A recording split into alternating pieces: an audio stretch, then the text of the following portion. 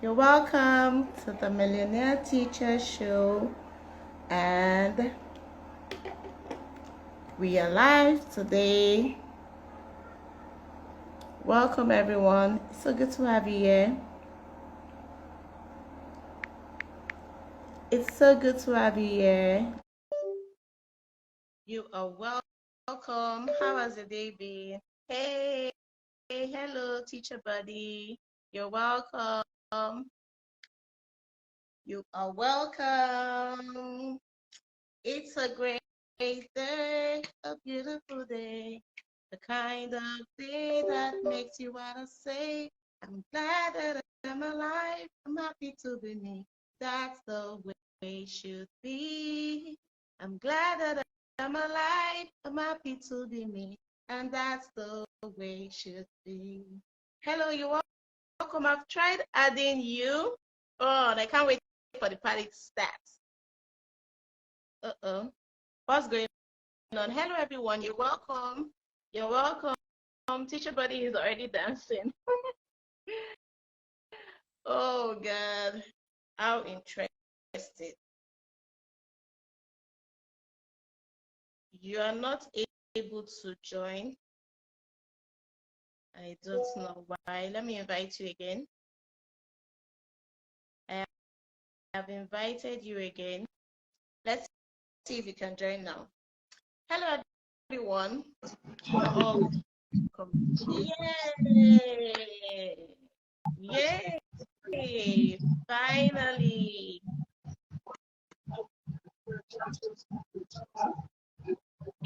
Hello. Hello, everyone. You're welcome. Hello, teacher buddy. You're welcome. Thank you. You're welcome. Hello. Wait, teacher buddy. Now, wow. Trying to reach you is a big deal. Hey, even calling your phone. What's going on? I can't hear you. Sorry, was it not going through? It went through, but you didn't answer your call. I'm sorry, I had a webinar with the members of my community. It was for 3 to 5. So we were able to round up before 4:45 so that I could come here. So sorry about that. Hello, everyone. You're welcome. You're welcome. You're welcome. It's so good to have you all here. You're welcome. This is the Millionaire Teacher Show. If you've missed the other episodes, you can catch up on YouTube on the Mary the Millionaire Teacher. That's the YouTube channel. You catch up with the other episodes that you've missed so far. But today we have a beautiful guest here with us. Her name is, our brand name is Your Teacher Buddy, and we're going to introduce her shortly. So thank you for joining us. If there's anybody that you need to invite to come and listen to us share on a story and a journey in the education space, please go ahead, invite them to come here because the roof is going to come down today, right? All right, so let's move on quickly. Teacher Buddy, are you ready for us?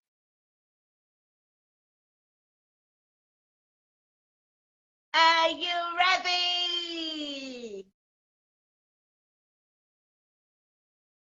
Okay, but yes, I am ready. I'm ready. All right. Thank you very much. All right. So let me just quickly read up a profile for us so that we know who she is and what she's coming to dish for us, right? Okay. So quickly, Senami Micah, that's her name, popularly known as Your Teacher Buddy, is a certified and passionate teacher whose goal is to make the teaching profession enviable. She is a teacher, wellness, and growth advocate. She inspires and motivates teachers to make their wellness and growth a priority. She also coaches teachers to build successful teacher brands so as to improve their financial and professional wellness. She shares valuable content on wellness and branding on our Instagram page at Your Teacher Buddy and YouTube channel, Senami Micah. She is married and blessed with children. So let's give it up. Let's give it up. Give it up. Give it up. Give it up. Give it up for our beautiful guest. Thank you. You're welcome. You're welcome. You're welcome. You're welcome. So today, quickly, tell us, how did your journey into education start? Let us get to know. Can you hear me clearly? Because I'm actually finding it hard to hear you. I don't know if it's from here. Can't hear me. Okay, I can hear you. I can hear you now. Can you hear me clearly? Yes, I can. Okay, please, can you ask your question again? I did not get that part. Okay, so quickly tell us, how did your journey into education start? How did you start this journey? Okay, so I started teaching in a school when I was waiting to get admission into the university. So just freelance teaching. And then when I got into the university, because I went to Lagos State University, so whenever the school was on strike, I would just go back to that school and teach. So it was like freelance teaching where I was just keeping myself busy instead of playing away during strikes. And I enjoyed it so much. So I remember then I started out with kindergarten classrooms, and when I get home, my cheeks would be aching from talking and talking, and I'm like, God, what is this? But then as time went on, I enjoyed the process so much that anytime I had to go back to school, I usually miss the children. I always look forward to coming back again, not necessarily praying for strike, but then just looking forward to being there again. And then during my IT, industrial training in my 300 level, that was when I was about to go into 400 level, I studied pure and applied chemistry. So I worked in a pharmaceutical firm, and I was working in the raw material laboratory where we would test all materials that were supposed to be used to produce drugs. And after a while, I got really bored, and I kept asking myself, am I doing the right thing? Why am I bored? I look forward to working in a pharmaceutical firm. Then now that I'm here, what's going on? I was missing what I used to do during strike, But then I just kept telling myself, I can't be a teacher now. So I pushed through, and then when I was leaving, I remember they told me when I was through with school, I could apply, and then they had a great time with me being there, and then they would gladly employ me after school. So I had like a job waiting, It was Evans Pharmaceutical along Agbara Road. And then I went back to school, went for NYC, and every time the thought of going into the classroom would come to my mind, but then I'll push it off and push it off. I bonded with the children I taught during NYC. I bonded so much with them that they would come to my house, they would pamper me. When I was about to leave, they were all crying and all. And I think that was when I made up my mind that I was going to go back to. So it's something I've always done, but then I never wanted to be a teacher. So I decided to do it for real. I took the bold step to call my mom, my parents, before I left the village where I was posted to, so that I could tell them on the phone, because I didn't want to tell them face to face. And I told them I'd made up my mind to go into education, and my mom was about to talk. I said, just calm down, let me explain myself. So this is something I'm passionate about. I'm sure, don't worry, I am very, very sure. I've made inquiries already. All I need to do is a PGD. I've applied already, and it's just going to take me 9 months. Don't worry, it's 9 months. And then when I'm through, I can do a master's in education. And by the time I explained myself, she just said, anyway, because she reminded me that when I was trying to enter the university, she told me to study education, but I said no, because she saw something in me that I did not see, and that she was glad that I had finally seen what she saw, and that she's happier that I made the decision myself instead of going there because she actually wanted me to then. So imagine if I had actually done the course because she forced me. Maybe I wouldn't have appreciated it the way I did now that I was matured enough to realize it was something I had been called to do. And that was how I went into education. Wow. What an interesting journey. Can you imagine that it has always been there, but you kind of were running away from it or shying away from it, or just didn't want to identify with it until later on in life something on your inside now told you that yes, there's no more running. This is it. You just have to face it now. All right. So now when you now face it, how was the journey? When you Okay, I remember clearly that. I remember clearly that before I decided to pursue this teaching thing, I first of all asked myself why I did not want to teach.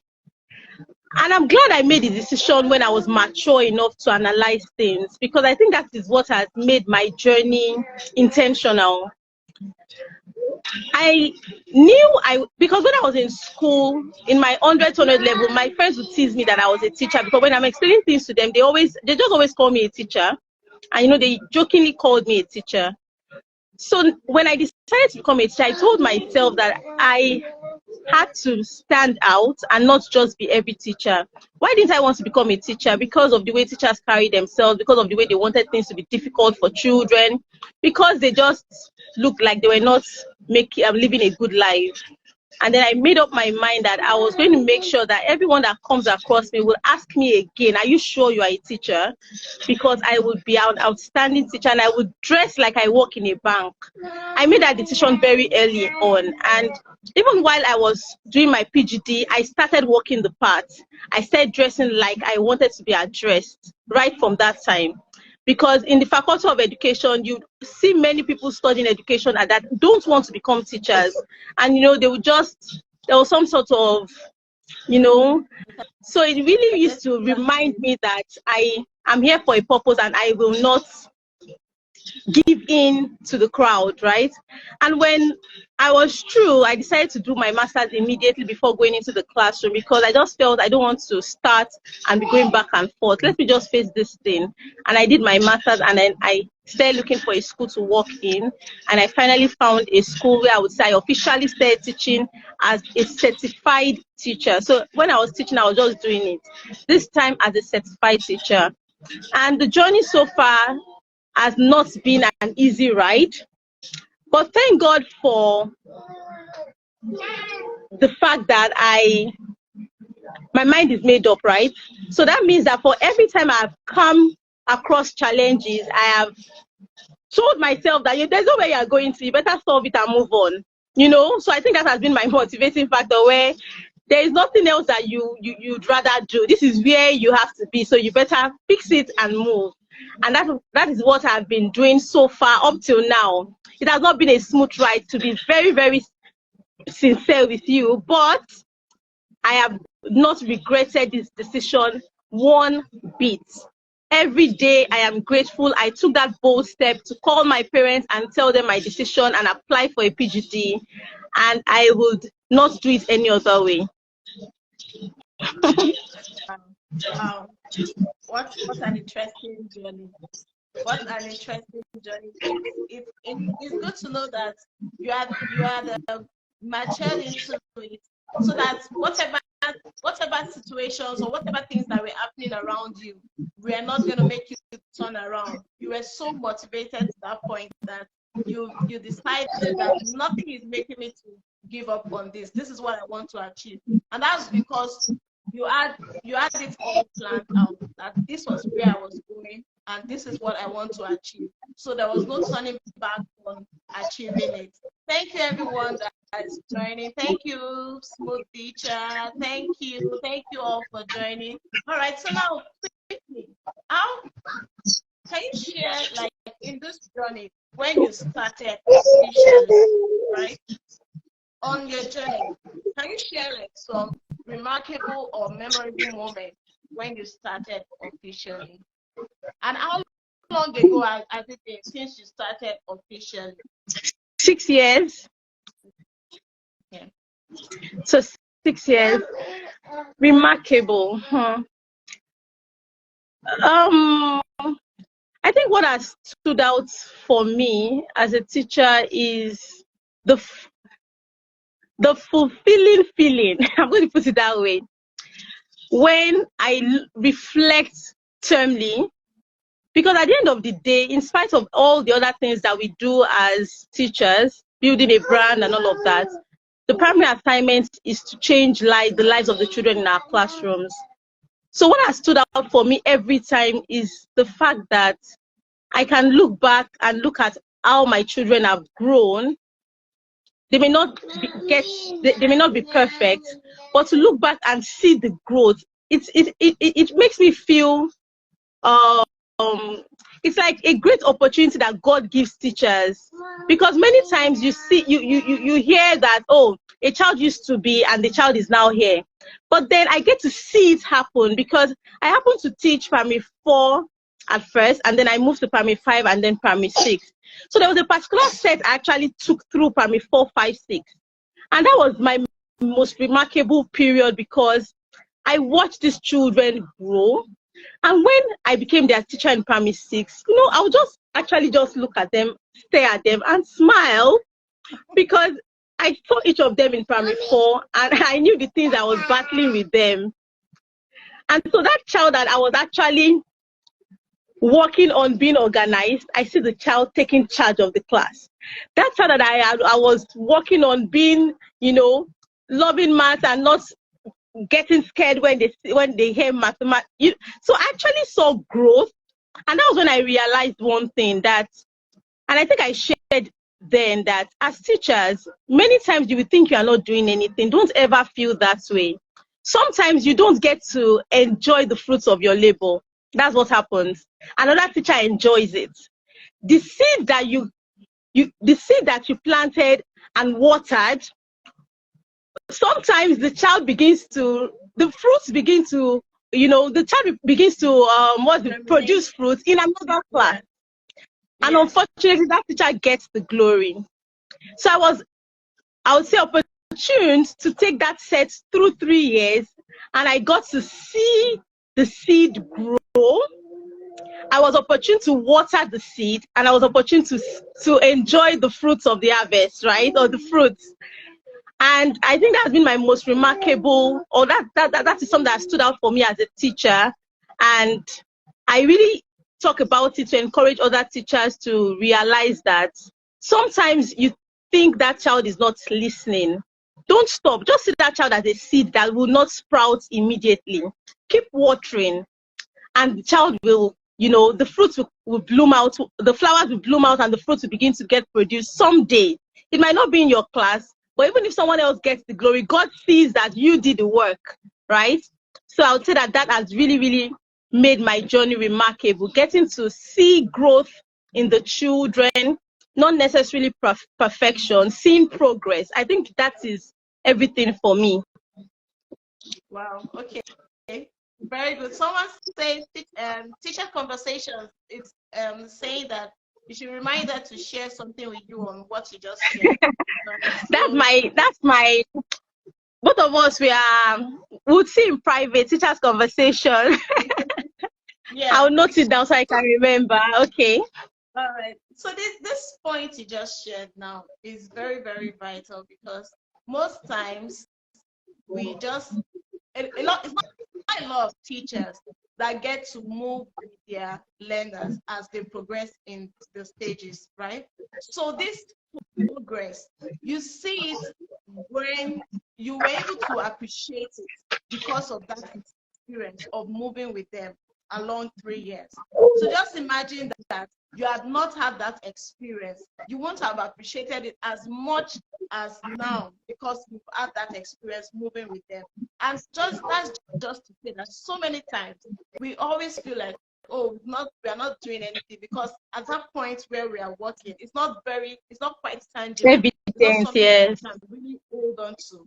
But you as an individual, you are seeing the progress. You are seeing, because you know how the child started with you, and you know where the child is at this point. But sometimes you can't really relate that progress until the child moves to the next level, and then that progress can really, really be identified.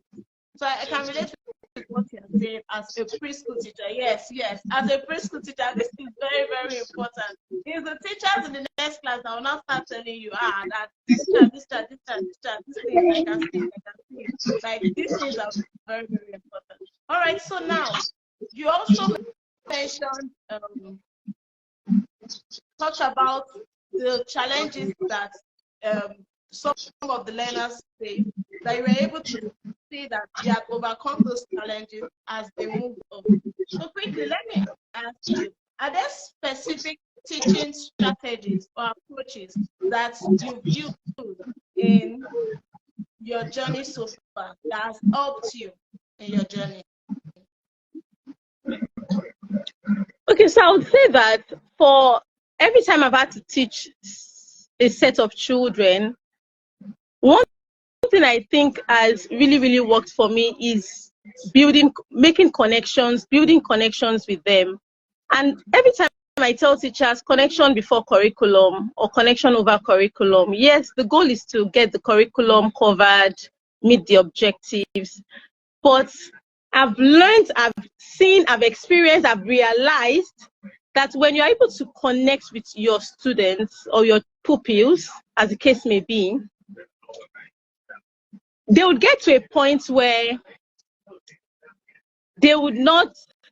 So what happens is that they begin to, there's this relationship, so to say, that gives them the reasons to want to please, in quotes, not in a negative way. When I say please now, because you've built connection with them. When you are teaching, they want to listen to you. When you give them feedback, they want to act on the feedback you have given and come back to tell you that, oh, I've done this. What do you think? You have created a positive classroom, or a classroom that is supportive because of the connection you have built. So even while we are joking and playing, we are getting work done. And when it is time to be serious, because they have understood me based on the connection that we have built, we are getting work done. And because they also know that even when they fail, I always tell teachers, if you don't insult, I don't think anybody should still be flogging, but don't insult or make a child feel terrible for not knowing. Never ever do that. If I know, would I purposely want to get 0? No. So because I've built that relationship and opened, I tell them every time about the advantages of failing. So they're not afraid to fail. And I've educated them enough to not laugh at someone for asking a question that all of them thinks that's too simple for you not to know, or laugh at someone for getting 0 or for failing. So I would say that building connections and having conversations are 2 strategies that have worked for me beyond differentiation, understanding the type of learners in my classroom, ensuring collaboration. So all those strategies, yes. But what has worked for me is building connection and having conversations. And these conversations, sometimes I'm in school at 6:30, and that child that comes at 6:45, I take advantage of 5 minutes, because one-on-one conversation also goes a long way. Because I've spoken to you one-on-one, you now feel so special. I might have done the same to 5 other people individually. They all feel special because they don't even know I told them the same thing, right? And I may not even tell you the same thing because I know you personally. I've been able to observe you. I know what you like, what you don't like. I've been able to reach you or speak to you based on all that I know about you. So somehow you just know that I am looking out for your success. So like I said, and I will always say, building connection and having conversations are strategies that have helped me to excel as a teacher beyond all the usual that we know, differentiation and all of that. Wow. Connection over curriculum. Very, very important. Connection over curriculum. You cannot teach a child that you cannot relate with. If that child does not know, like there's a saying that goes that show me how much you care. Don't tell me how much you care. You need to show it, right? When you connect with that child, you let that child know that you care about the child. You care about the child's learning, about the child's growth and all that. The child will be able to listen to you, to want to learn all the curriculum, all the bobo to go that you want to say. But when that child does not feel connected to you, that child will not want to learn. Hello? Can you hear me? I can hear you. Okay. All right. So thank you very much for that. Let's quickly go. In your journey, what resources or professional development opportunities have been most valuable to you as a teacher? Please say that again. In your journey, right? What resources or professional development opportunities have been most valuable to you as a teacher?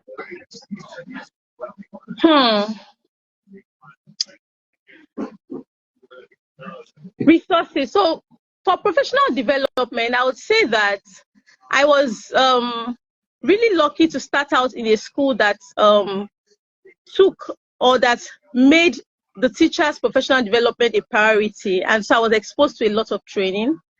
But apart from that, I also ensured that I was always,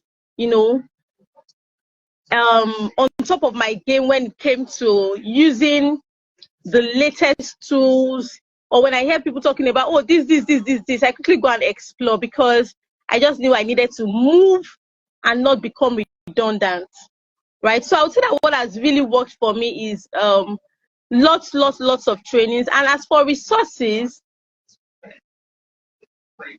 I would say that, yes, apart from the apps and the tools that I get to use,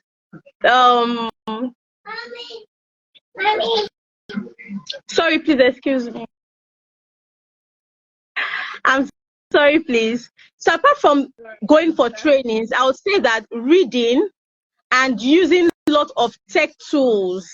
So I still see teachers, printing out. I'm not saying you should not print out worksheets, but I still feel that many teachers don't maximize the tools that are out there that enables you to reinforce lots of concepts without necessarily grading lots of papers. Because what I see is that you want to reinforce a particular concept, and then you have given worksheets, and then you are conscious of the number of worksheets because you know you will grade them. Why not just use tools that would grade them for you and send you a feedback or a report, and then you know where your children are, and then they even get to do this task in a fun way, like a game, like quizzes, like Kahoot and all of that. They get to do it in a fun way, and they don't even feel like they're doing work. So it's like a win-win. They win and you win. They play a game and then you get feedback. So these tech tools have really helped me in my journey, especially when I became very conscious of my wellness as a teacher, and I started advocating for teachers to take care of themselves. I made some decisions like leaving work at 4:30, like ensuring that on Sundays I focus on my family and I don't carry my laptop. I made some decisions, and to achieve them, I found myself looking for resources that would, I won't say that would save me time. And that was what made me to explore all of these tools more, where my children go home with lots of homework excitedly, because they are excited that they have lots of homework, but because of the way I have sent it, they are excited about that homework. And if I had given all those tasks in form of papers, I'm sure they would not be excited, right?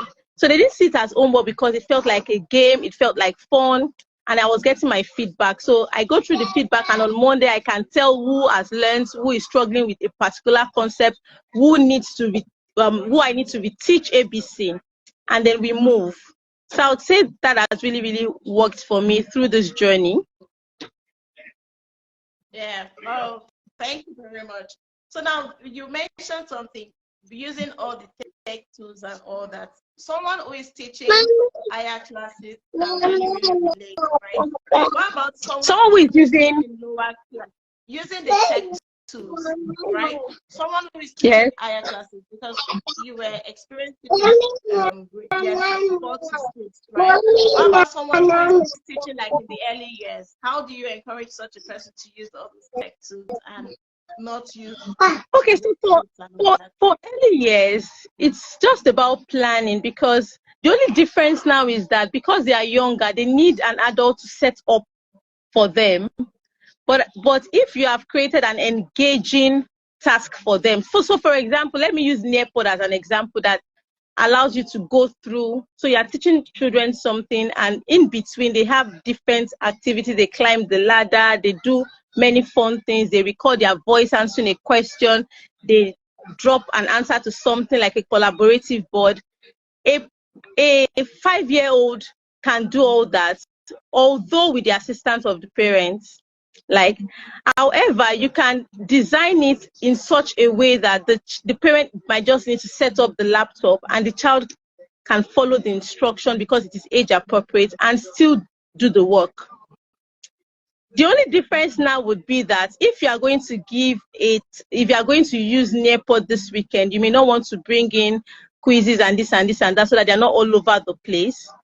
However, there are different platforms that enables you to put all these things on one platform, and they don't need to go to different. So when they click, they just go into where they need to go to and do the work.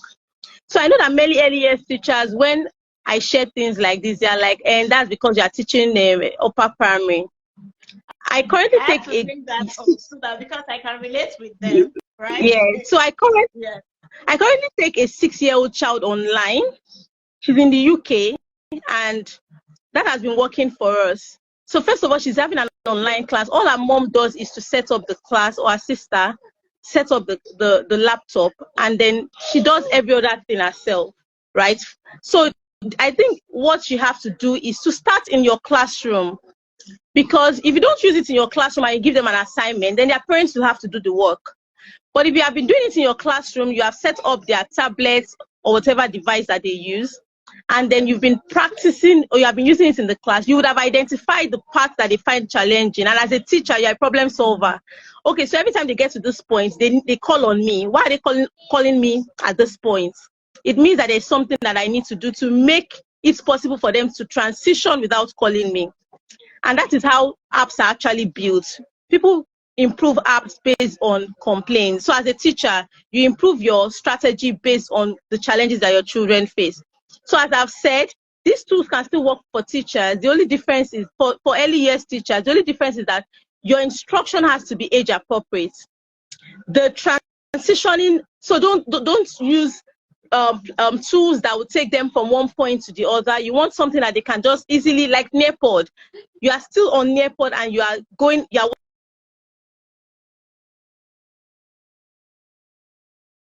Hello.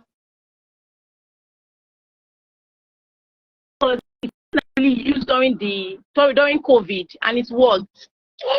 You will put all things from all other sites, PowerPoint slide, YouTube video, link for quizzes on Nearpod, and you don't have to leave Nearpod to do everything, to do anything at all. You will remain on the Nearpod side and move from one point to the other without any distraction or disruption. So like I said, I think early years teachers can explore Nearpod. That's what I know. I really don't know any other. I also know that some teachers create their own PowerPoint slides and then they add animation, and then it progresses and guides the children. So when I say tech tool, find what works for you. Don't use what everybody is using. Creating a PowerPoint slide, animating it to be fun, and then giving the children instruction by adding a voiceover. The children will do their work independently. All their parents will need to do is to just put on the laptop for them, right? And if the parent decides to put the laptop to sleep and just tells the child, when you are ready, open it and then just swipe through. These children, they know all these things. So if you don't know Nearpod, you should go and explore it. It's something that is great for younger children because they don't need to move from one point to the other. They can do all that they need to do on one site, and then it's very easy to use. Yeah. Thank you very much. So yes, early years teachers can use for the higher early years. But somebody in preschool will just be struggling like, how do I use that? Once you set something, the PowerPoint presentation can be used in the preschool class. And secondly, you also said something that you start with your classroom. Don't go and start using it to give assignments and all that when you've not experimented. Explored, yes. So you do that in the classroom, within the classroom and all that. And then another thing that you you also need to agree is your school culture, your school should be in agreement with you using that. Don't answer because I want to do practice tech tools and all that, and then my school does not accept. My school is still traditional. Then I'll now go and be insisting that I want to use it in the school. You have to let your school embrace it, you using it. Now, this is me talking to the early years teachers because I know most schools are very comfortable with higher classes using it. But for the early years, they are still a bit skeptical and all that. Well, you have to be able to convince your school to allow you to use it. All right, thank you very much. So let's move on quickly to the wellness, because I know that you are a wellness teacher, wellness advocate, and all that. And you've been advocating. How did you come about advocating for teacher wellness? And can you just tell us the story behind it? Okay, so when I started teaching officially, I had all my dream, I had goals and all of that. But when I got into the classroom, first of all, I got the kind of job I prayed for, where I told God that, so this is me wanting to start this journey and giving it my all. Please give me, or please help me find a job in a school where I can actually practice what I know, learn more and become better, and let this passion show forth. And I was blessed to have or to get such a job. But then when I got into the classroom and life started, I realized that I would be in school, like my mom was telling her friends. Sometimes I'll call her at 8 o'clock, she's still at work. That was how it started out. And then I started asking myself, this teaching job, I thought they said people that if you want to marry a woman that will be coming home early, marry a teacher. This is not the job that they are talking about. This is quite different. And then at first I did feel it because I had just one child and it was even with my mom. So I was just flexing and all. When I get home, I'll take whatever I want to take, cereal. I didn't have to cook and this and that. But then when I started thinking of being more, and the brand and me having a brand came to be. I'm already a brand though, so I was a brand already, but then I wanted to showcase this me to the world, let's put it that way. And then I realized that, okay, it seems like all my time is for work.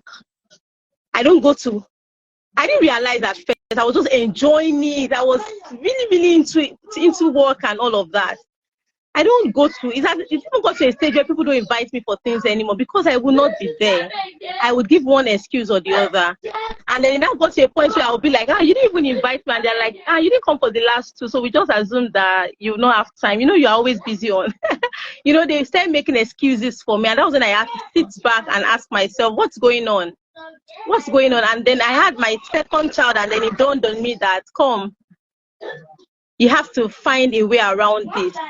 And I would say that was where my interest in teacher wellness came to be, because I also started having conversations with teachers, and I hear the conversations that they have where the teachers of the 21st century are always complaining about not having time for themselves, going home late. And I was like, okay, so why is this particular to the teachers that want to be more? The teachers that don't want to be more go home at 4 o'clock. These teachers that want to be more, this seems to be a challenge. How can we ensure that we don't become mediocre because we want to go home on time or because we want to have a life outside of work? And that was where I started exploring, experimenting, and just started announcing that, okay, I may not have it figured out, but let me even start creating this awareness that, teachers, we need to start taking care of ourselves. Let's make ourselves a priority. Yes, the work will never end. Even in your sleep, you'll still be thinking of your children, your pupils. But then, can you start being intentional about taking care of yourself? And I started from as little as prepping my meals during the week, when I realized that I was basically eating anything that comes my way just because I didn't plan my meal for the week. As little as that, having water break with the children so that we all improve on drinking water more, going to pee at the right time, even though most of the time I wait till I'm pressed. You know, it started from the little things, and then that was how I started advocating for wellness and started communicating on my platform with teachers or to teachers so that they can actually become more conscious, because it took me a while to be conscious about the situation, and I felt many teachers were also not conscious and they just needed to hear it more so that they can become more conscious about their awareness and take it seriously. And then after some time, I was just advocating for physical wellness when I began to read more. I just really wanted to know more about this wellness. If I'm going to be talking to teachers about wellness, I have to be knowledgeable about it. So I started researching, started reading up, started taking 1 or 2 minute courses on Udemy and all of that to just know more about wellness. And that's when I realized that there were lots of aspects of wellness. So not just the physical, the emotional, the social, the professional, the financial. And when all of these aspects are taken care of, you just find out that you are whole as a being and you enjoy your job more. And the children or the students, the pupils that you teach will get the best of you. And I became more confident to talk about these things. And after some time, I think I experimented a little so I could begin to share some strategies that were working for me. And of course, I'm not perfect yet, so I'm still always asking questions like, what's working for you? Please share so that other teachers can learn. And that was how the whole wellness thing started, and that's how I've been advocating, and I am still advocating. Wow, wow, wow. Thank you very much. Thank you very much. Alfredo said network. So please tell that network to hold on. That network, you need to hear all of this. Thank you very much. Now, for your journey so far, what advice will you give to your youngest or to young and upcoming teachers? The first thing I would say is you don't have to be Superman or Superwoman. Nobody needs you to be Superwoman or Superman. Ask for help. I see people drowning and they just don't want to ask because they don't want people to think they are less of a teacher, or they are not good enough as a teacher, or they are not effective as a teacher. Even that next door teacher, you don't want to ask because of some sort of ego or pride. You are not Superman or Superwoman. Ask for help when you need to ask for help. Delegate when you need to delegate. Of course, sometimes you might not have the opportunity to delegate, but please ask for help. Stop, don't think that being a teacher means you must know everything already. There are many things I did not know in my first year of teaching. Please say that again, because a lot of teachers just feel like I'm a teacher. Yes, please don't think that being a teacher means you must know everything. In my first year of teaching, I was still nervous. I would go in front of a new class or a new set and still be shaking for a while before I can confidently teach them. It happened like that. Even now, when I look at my Instagram page, I'm surprised. My siblings are surprised at who I am on Instagram, because that is not, they can't believe I can be this this much of a talker, because I have always been a reserved person. So I grew into being confident. So it's okay for you not to have it all figured out. It's okay for you not to know how to teach that lesson about plants because you have never taught it before. Can you ask and stop drowning? So you sit down, you are trying to research, you are trying to ask Google, you are trying to ask ChatGPT, and then there's someone that has successfully taught the lesson in the previous year, but you just don't want to ask that person because you feel that the person will say, ordinary plants, she cannot teach it. Please, can we please ask for help when we need help and stop wanting to be Superman or Superwoman, right? Because at the end of the day, the goal is for the children to meet the objective. So if I ask 10 people to get them to that point, who cares? What's important is that they get to the point and we move. So please, ask for help. And then as teachers too, I will not just ask us to ask for help. As teachers generally, can we stop this competitive mindset thing where even as little as a class has 2 arms and it becomes a competition because you want your children in B to do better than the children in A, and then you begin to hoard information? Can we stop that thing, please? Because these are the things that make some new teachers to themselves and not ask for help. When a new teacher comes into your space and you're already giving attitude, how will the person ask for help, please? So I think it's both ways.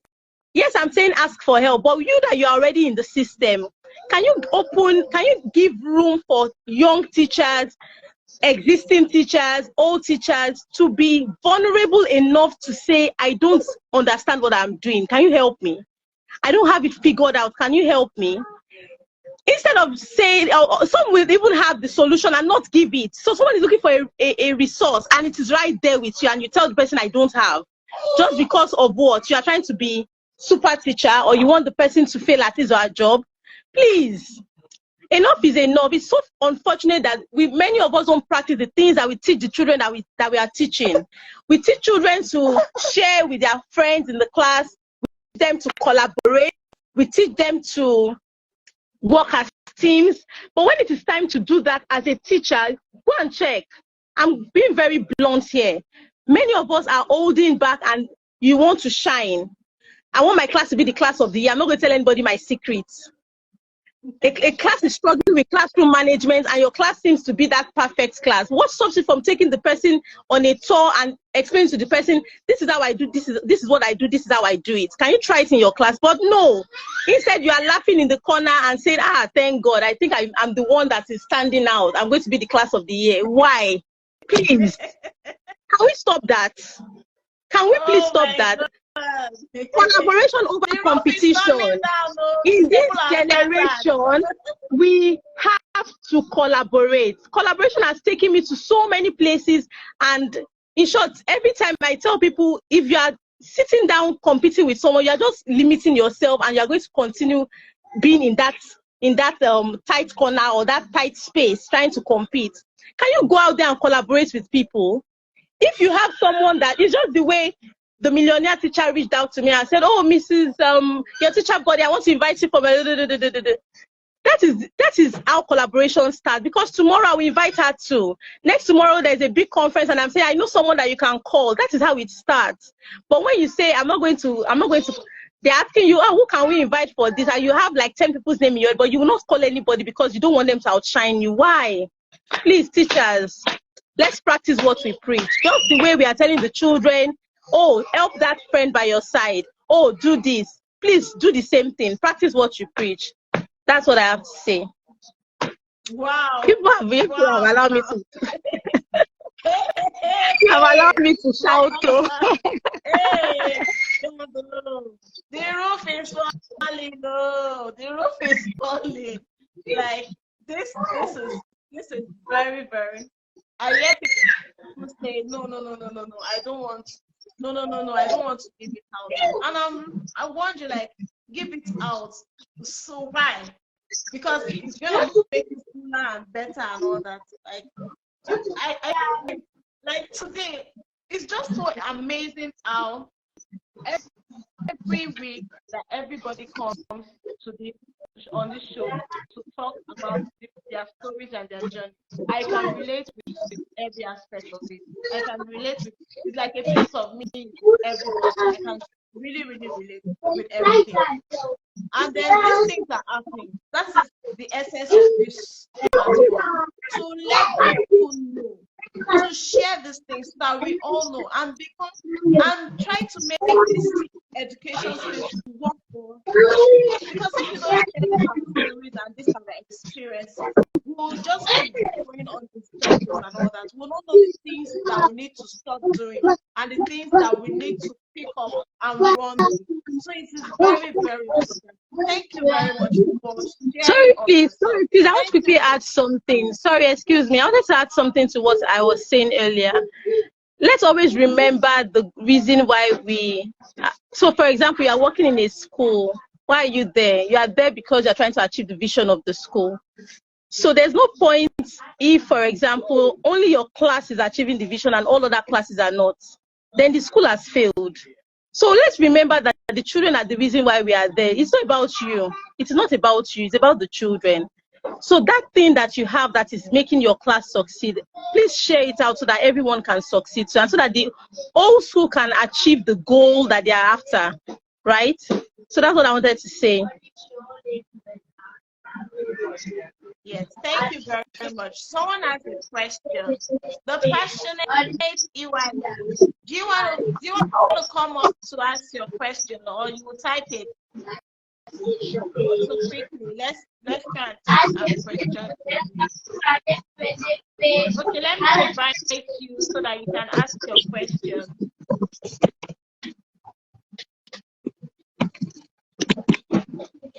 The passionate EYE have invited you so you can ask your question. Please quickly accept the invite. So while we are waiting for us to accept the invite, it's very, very important that we understand that last week, I'm sorry.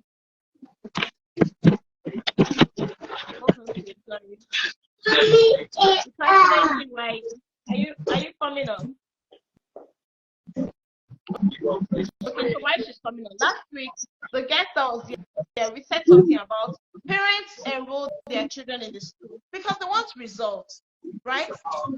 So you cannot, in everything, in all your knowing, a lot of teachers have lost their jobs because they can't produce results. They know so much, but they cannot translate that knowledge into results in the life of the child or in the life of their learners. So, and the school is seeing that, oh, this person knows, maybe from interview, from all that, this person knows so much, but the school cannot see the noticeable results in the life of the children, and the school now lays the pressure of. So in all of this, in all of your knowledge, getting knowledge, being a techie person, getting all your trainings and all that, the important thing is, how can all of this help me get results in the life of my learners?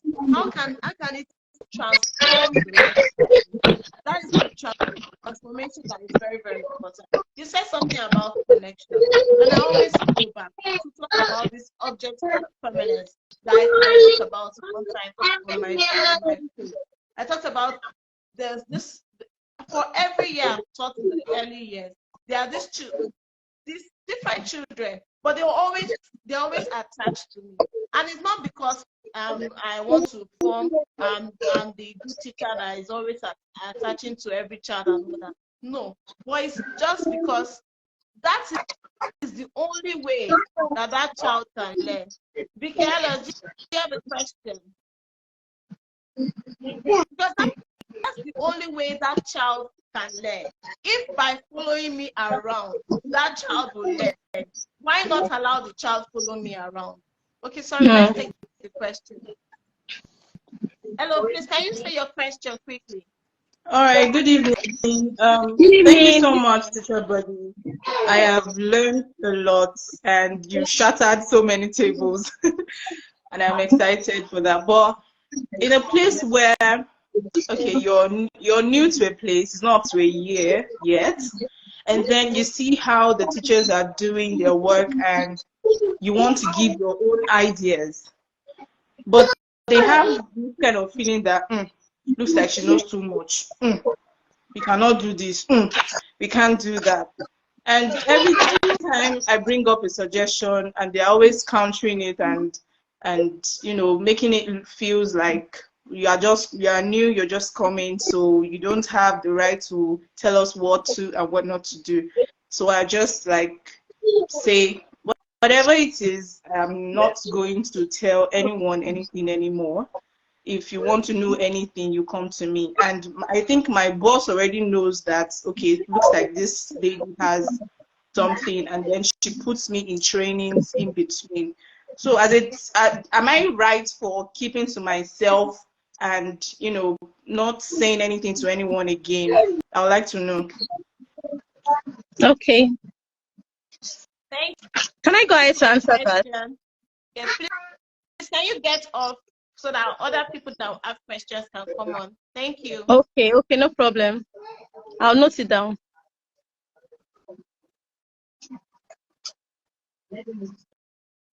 Thank you, Vicky. Vicky, please, can you go up so that I can invite other people that have questions?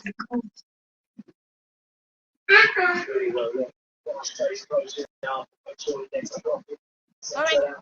Teacher Buddy, please can you go ahead and answer that while Vicky is trying to go off?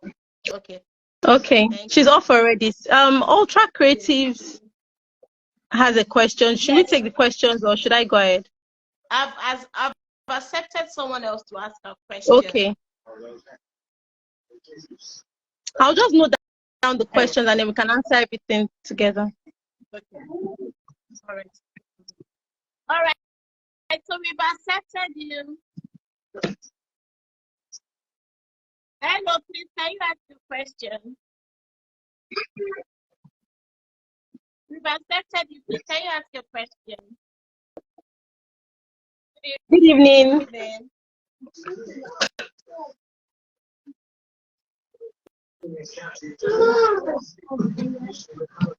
Please go ahead to ask your question.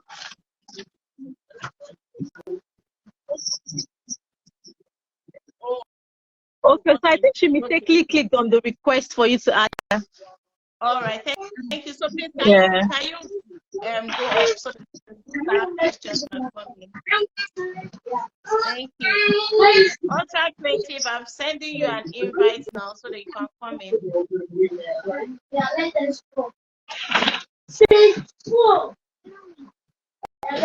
Ultra Creative, can you type your question so that we don't take so much time?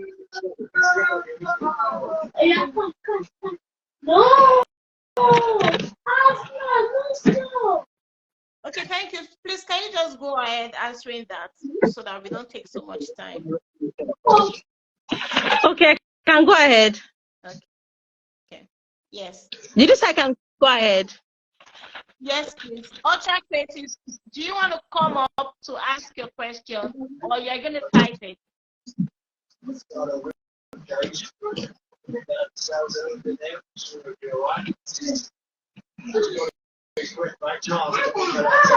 right, thank you.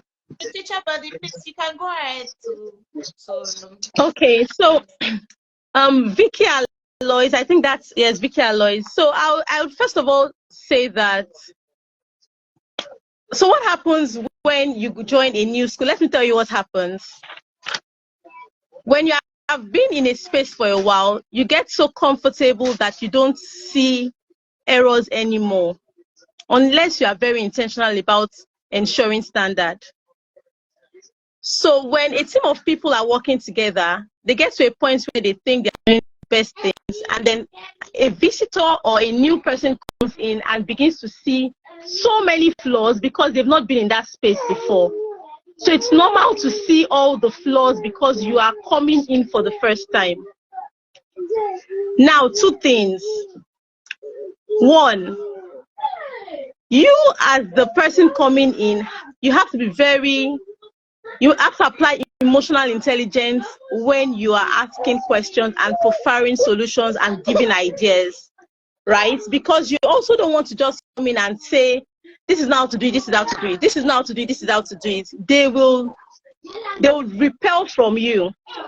That's what will happen. And then that's where you hear things like, that's not how we do it here. That's not how we do it here. At the same time, those that have been in there, it's just something that we need to work on. When you see somebody new, I think you should even embrace the things you think we can improve on. Since you are new, you should be able to identify our flaws. But many times we don't do that either. So if you are new in a space, number one, when you are new in a place, number one, you want to ensure that you share your ideas in a, I don't want to say nice way, in a polite way, in the sense that, so for example, I noticed that they do, you've noticed that maybe they don't use technology in this school, they don't integrate technology while they are teaching. And in this generation, please, that's not how to do it. We need to, why not ask why, or ask, is there a reason why you don't use technology in this school? Is there a reason why? Ask questions first before you are coming from outside. So you may not know the reason or the reasons why they have made some decisions. And if they tell you, we tried starting one time, but then a child shared a pornographic video and then it went into all the children's this thing, and then it caused a big problem for the school, and that was how we stopped it. then you know how to come in, because what you want to do now is to say, okay, there are better ways to do this thing in order to ensure that such does not happen again. They would listen to you better now, because you first of all listen to the reason why they did not before providing a solution so that they can rethink that idea, right? At the same time, there are some cases where you even say it in the nicest way and they still don't want to hear you.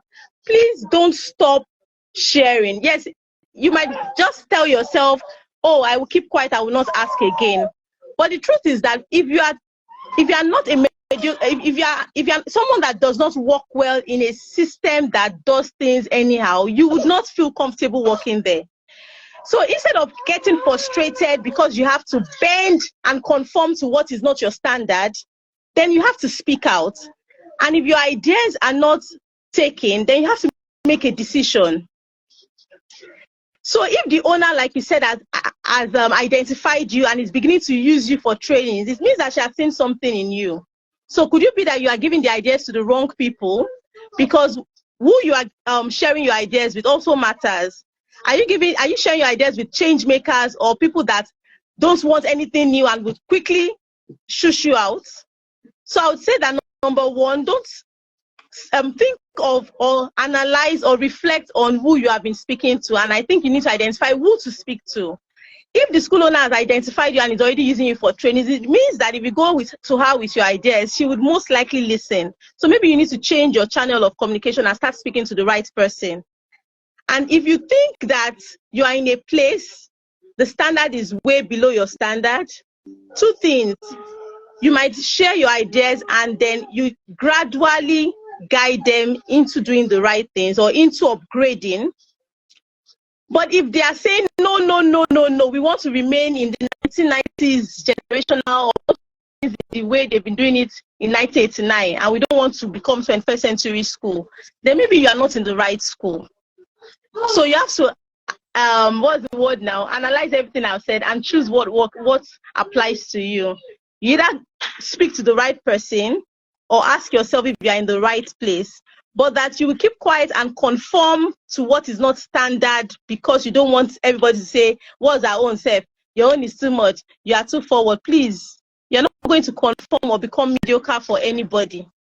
Instead, speak to the right person, the change maker there, or someone that would see from your perspective, and together you guys can upgrade the school, or you might need to find somewhere else. I don't know if I've answered this the best way. I don't know if I've answered this the best way, but I think thank you very much. That's my thought. So this smooth teacher also gave a response to this. He said, well, to give an opinion about the question about keeping to yourself. As a person in management position now, I now advise new teachers to try to focus more on our primary duty first of all. So the teacher needs to focus more on the primary duty while you're in the school, because the best way to prove your gifts on the job is through producing results. You can only prove your gift on the job by the results you've produced. So if you sense they are hostile to your ideas, focus on producing results. Results always earn you a seat at the table. Very soon, your opinion will be sought out even when you don't want to speak. So you need to focus on producing results. Results will earn you a seat at the table, and then your opinion will be sought out even when you don't want to speak. I can relate with this. Like, you know, like I was talking about object permanence and how for every year I've been in the early years, there's always been this child that is always sticking to me and all that.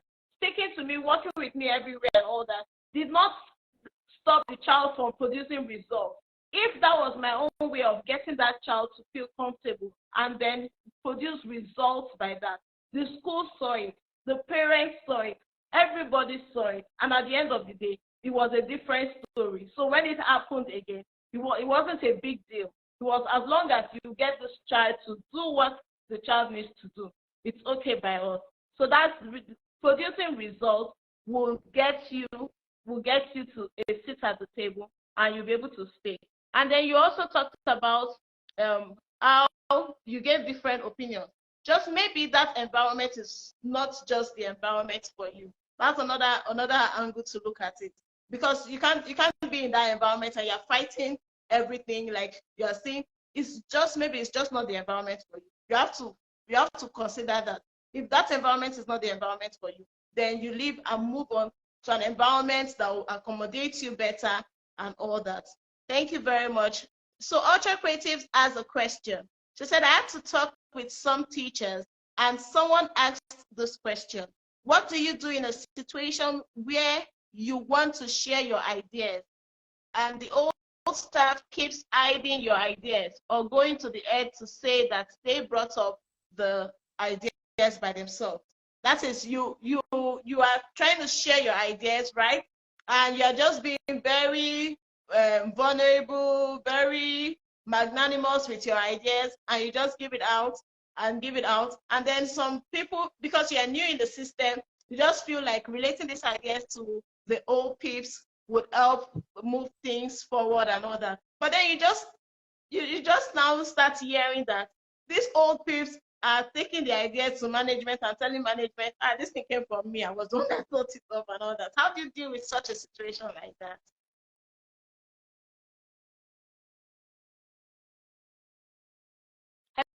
Hello, did you hear the question? Sorry, we can't hear you. Maybe you're muted. Teacher, My mic is muted. Okay, sorry. Yes, I can. I'm sorry, my mic was muted. So I was saying that in a situation like that, personally, it's something that I would laugh about. You share an idea and then they take it to management, someone else claims it, and then it gets done. You just laugh in your corner because I didn't share the idea to be recognized in the first place. I actually shared the idea because of the growth of the school. But trust me, there will be a time where you'll be identified as the person that was bringing up the idea or that has been bringing up the idea, because sometimes this idea will get to the table and then further questions will need to be asked, and then they will not have a choice than to call you. So if you are given the idea for the growth of the school, you don't necessarily have to let it get to you that someone else is taking glory for it. Even though I don't know why people want to take glory for other people's work. It's as little as having an assistant teacher, and the assistant teacher brings up something and then you tell the school or the head that, oh, this was what I did. Not ensuring that that assistant gets noticed or gets commended for that effort, because it's part of appraisal. It's unfair. It's something that's unfair and that teachers need to stop doing. But if that's what is happening with you, don't let that stop you from sharing your ideas, and don't let it get to you either. One day they would realize that it was you all along, and maybe not. But then you are doing it for the growth of the school, right? So it's fine. I don't know if someone else has something else to say. I know it can be painful, but then I feel you're not sharing it to be recognized. Unless you're sharing it to be recognized, then maybe you. Yes. So just to add to it, it's not about sharing it to be recognized, but people need to be responsible enough to give credit. Like, yes, very important. Yes, that's just very important. That shows responsibility, that shows collaboration, and not competition. Yes. You begin to own up to someone else's idea. That means you're competing with that person. You're trying to displace that person or use that person as a ladder to climb up by yourself. So, yes, and it could even be you preventing the person from growing. When I say growing now, from transitioning. So for example, you have an assistant and you have realized that person is so good, but instead of you to announce to, because most times, you know, they will go through you, they might not come to your assistant directly. Instead of you to help or share with the world or with your team that this person assisting me is fantastic, instead you hide the person and then you stand out like the person coming up with all the ideas that person has been given. That's very unfair. So when you have someone that is doing a great job, please commend the person. Let people know that, oh, she was one that actually came up with the idea. There's nothing wrong in that, please. Wow, thank you very much. Thank you very much. It's been an explosive evening. It's been like this. God Exactly. Almighty, take this long. but the questions kept coming in, and we've had a lot of people stay on from the very beginning to now. And I'm so glad that the school teacher was also a part of this today and also contributed. Thank you, everyone that has joined. So please, your teacher buddy, your final words for us before we leave for today, so that we don't keep you any further, because I know your children need your attention, and we can't be taking you for the whole day. Okay, so what I would say is, what if you know me, you already know what I would say. Teachers, please, let's take care of ourselves, right? And in all that we are doing, let's make sure that we are doing the right things at the right time. Nobody might be watching you, but then you don't need people to watch you for you to do the right thing. Don't be that teacher that when the doors are closed, you are doing something else. Have integrity, because we are models to the children. God loves little children, and if you mislead them, then it's a sin. So if the children in your class know you as that teacher that is doing the wrong thing when the doors are closed and pretend to be doing the right thing when the doors are open, imagine what they think of you, and then they would replicate it. So you don't want to mislead children. So number one, take care of yourself. Please take good care of yourself. And when I say take care of yourself, be intentional about rest. And number two, do the right thing at the right time.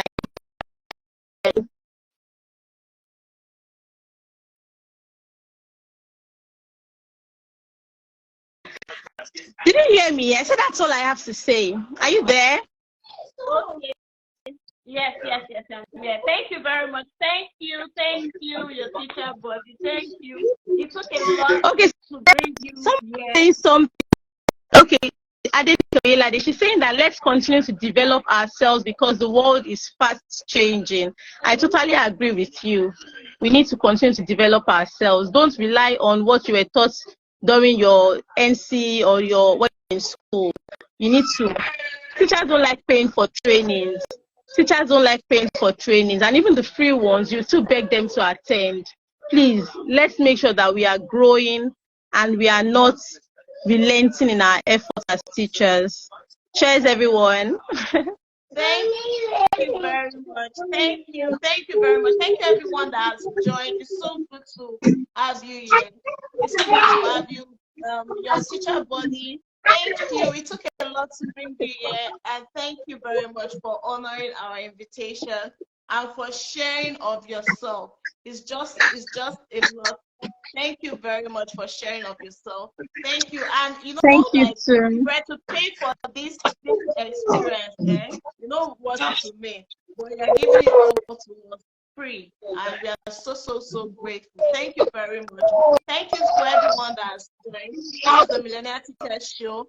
And this replay would be live on our YouTube channel at Mary the Millionaire Teacher. So make sure you go there to watch the replay, or refer your friends and loved ones to watch, so that they can get these juice that you've gotten from the show today. And as you watch on, please remember to subscribe. Thank you, everyone, for coming. Thank you, everyone. Really appreciate you all. Thank you, teacher buddy. Please let's show her our love. Thank you very much. We've kept her for too long. Our children need our attention. We can't keep her any longer. We just need to let her go and attend to our children. Thank you very much. Thank you so much for inviting me, and thank you for what you are doing. Teachers need this, especially the new teachers. They need something like this to activate that. So, the Millionaire Teacher. Thank you so much. Thank you very much. Thank you. So good to have you here. Yeah. All right, so take care, everyone. Thank you. Bye. Bye.